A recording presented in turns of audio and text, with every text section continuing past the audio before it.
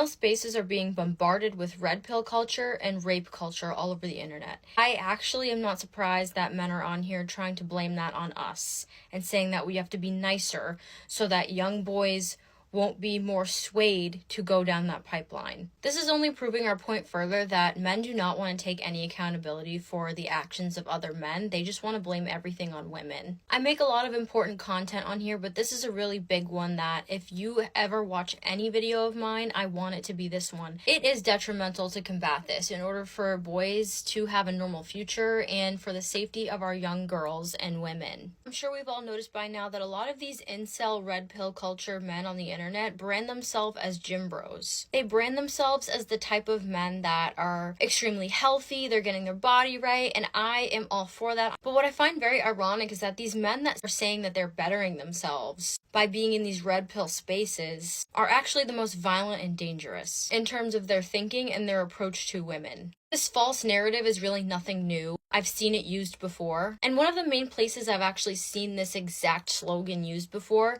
building better men, is actually one of my ex-boyfriend's fraternity slogans. I pay attention to everything. Now, I could talk about how harmful and what a big player fraternity culture has been for what we've been experiencing lately with the male population. That's a whole other video. A lot of the alt-right pipeline for men, aside from their fundamental hatred of women, is about bettering themselves. What's become blatantly obvious to a lot of us is that it's just performance. Men will be whoever they need to be and play whatever character they need to play in order to become what they want to be perceived as, to be able to better control how people perceive them. Men like this will always be playing a character, especially around women. Incels that talk about self-development and self-improvement are reading books like The 48 Laws of Power, books on stoicism. And instead of actually doing inner work to improve themselves, they take all of that information and use it as a tool to better control and manipulate people. It's all about self-image, not actually about who they truly are.